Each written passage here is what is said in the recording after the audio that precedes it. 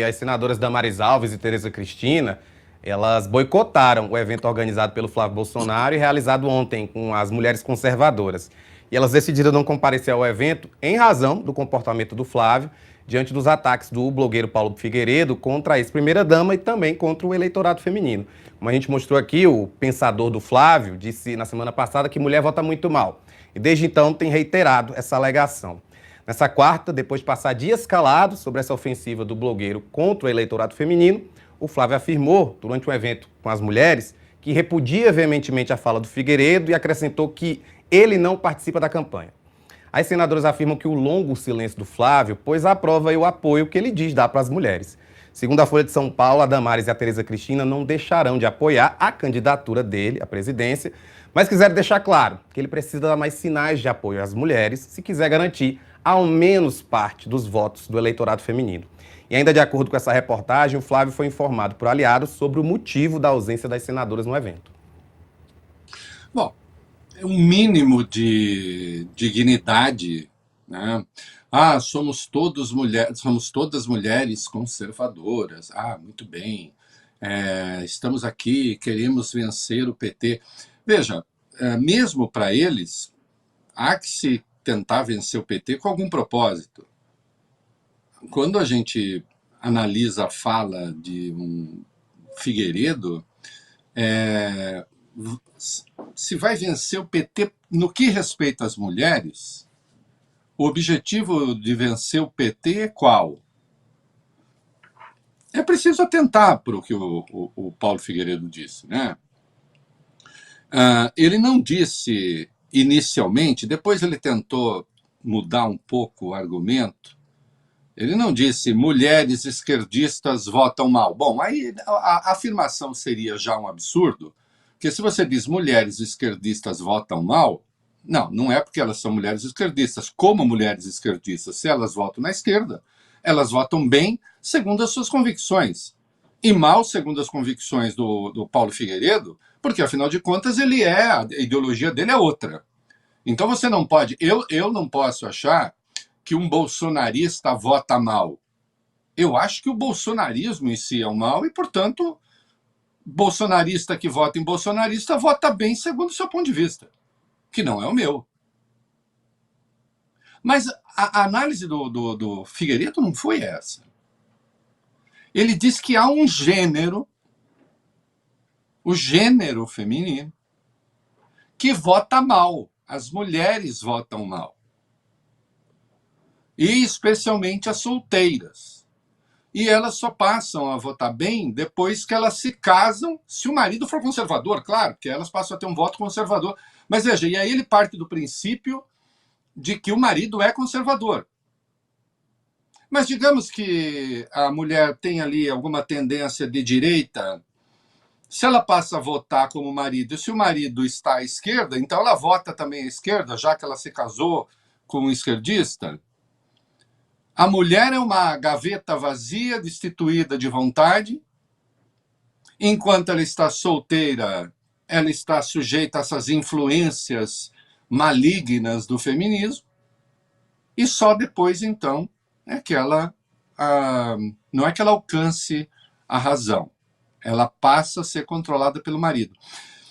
Vem cá, essa perspectiva, mesmo entre as mulheres conservadoras, isso parece aceitável? Por que essas mulheres estão na política? Por que Damares está na política? Para fazer a vontade de algum homem? Por que Tereza Cristina está na política? Para fazer a vontade de algum homem? Isso é misoginia em estado puro. Isso é misoginia em estado puro.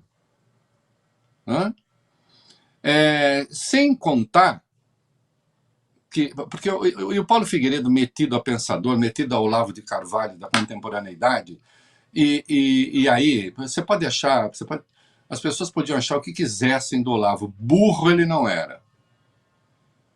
Inculto ele não era. Fez escolhas pavorosas. Sim, eu o conhecia bem, ele me conhecia bem. Até começar a me atacar e não sei o quê. Ele tinha lá as coisas dele. Aí começou a me atacar, começou esse negócio do bolsonarismo. e rompemos. Mas burro nunca foi. Inculto nunca foi. Não é o caso desse cara. Ele não sabe o que ele fala. Ele fala um monte de porcaria. Por exemplo, as coisas que ele afirma sobre marxismo, ele não sabe nada de marxismo.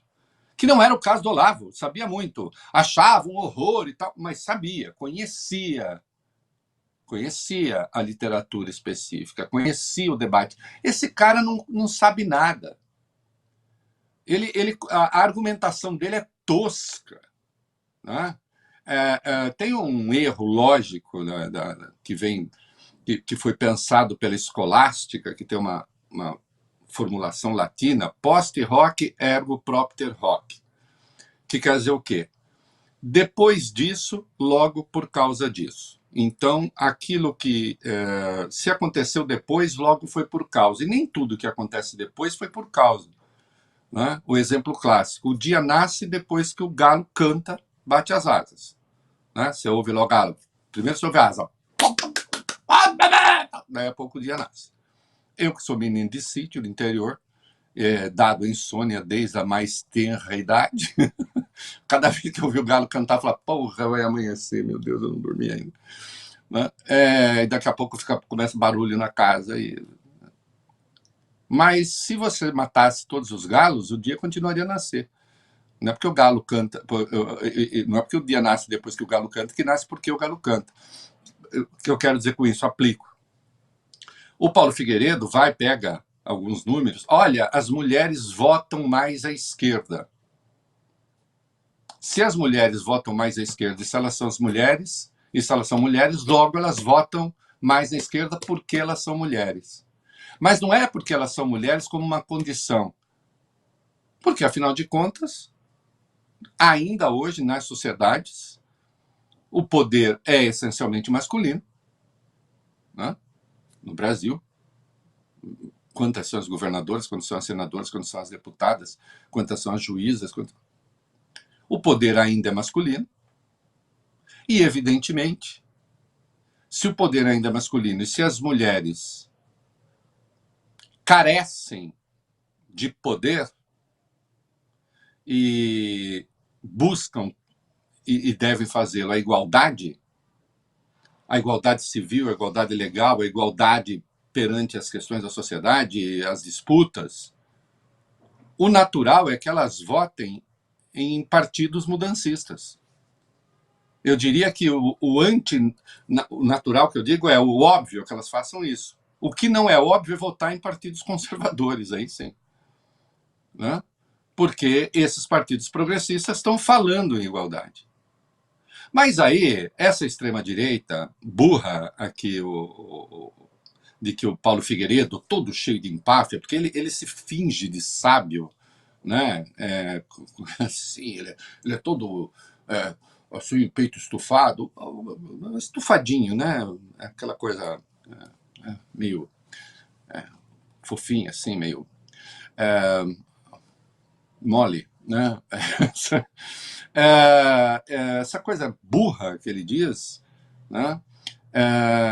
Parece que, então, é preciso colocar uma canga nas mulheres, e essa canga são os homens, para que elas parem de se deixar influenciar por teorias malignas como o feminismo, né? Que ele diz ser marxista, o que é uma prova supina da sua ignorância. Né?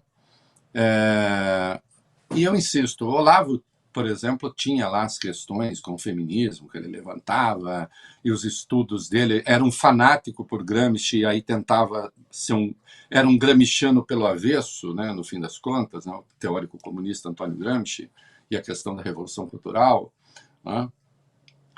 Tudo aquilo que o Olavo, de algum modo, eu digo, chegou a conclusões erradas, mas estudou bastante. Esse aí não estudou nada, não sabe nada, é grosso para pensar, mata tudo na canela, fala o que dá na telha, né? E aí vem com esse negócio.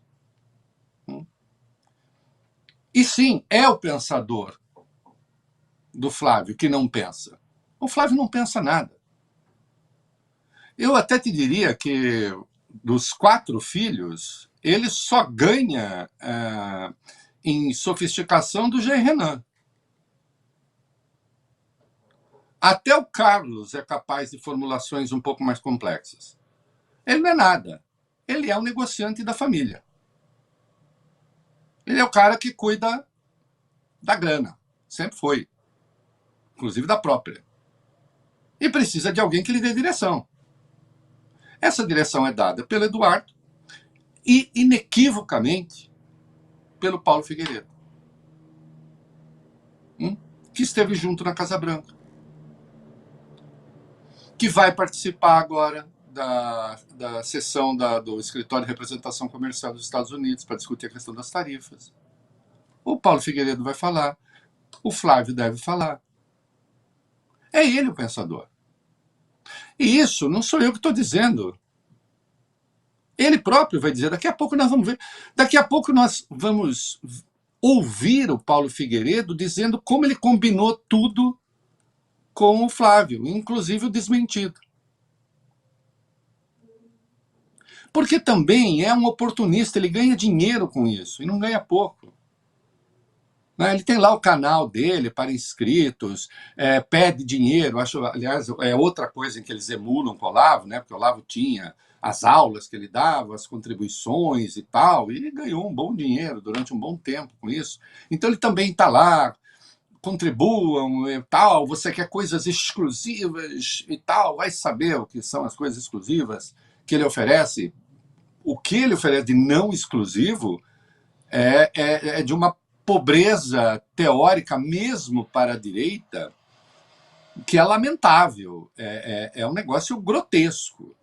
Né? Grotesco, insisto, mesmo para os padrões da direita marrombuda.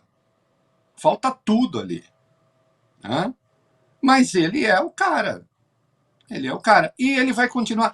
Veja, se Flávio perder a eleição, e hoje isso é muito provável, o que o tal vai fazer, o Figueiredo? Vai continuar nos Estados Unidos, vai continuar a pedir dinheiro para militantes, para pessoas que aderiram às teses da extrema-direita, vai continuar a dizer que ele é a voz da resistência, que precisamos pôr fim ao comunismo, e vai continuar todo dia a fazer a live dele sentado gostosamente falando porcaria. Para gente muito mais ignorante do que ele, que o tem por sábio. O que eu acho disso, eu dou maior força. Enquanto Paulo Figueiredo for uma das vozes da direita, a direita estará sendo muito bem explicitada, muito bem representada. Sabe quem falsifica a extrema-direita no Brasil, Rafael? Atenção para essa tese, hein? Esse programa é cheio de teses. Sabe quem falsifica a extrema-direita no Brasil? Sabe quem não? Sabe quem tenta fazer da extrema-direita o que ela não é? Tarcísio de Freitas. Esse sim. Suas teses são as de um extremista de direita. E, no entanto, ele tinha convencido boa parte da imprensa, não estou falando nem da imprensa como meios, como empresas, estou falando mesmo jornalistas, colunistas, analistas, ele tinha convencido que ele era uma alternativa nem.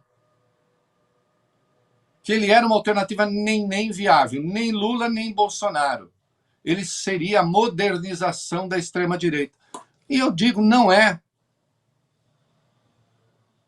O Tarcísio falsifica. A extrema-direita que ele vende é falsa. A extrema-direita de verdade não é aquela de que ele fala.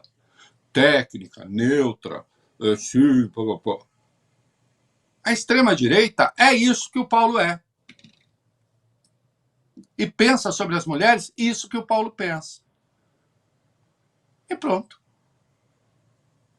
Capaz de dizer, como disse o Paulo, de recuperar. O Paulo recuperou a história do Bolsonaro e do não estupra porque não merece. Ele disse, o bolsonarismo é isso. E você quer saber? É mesmo.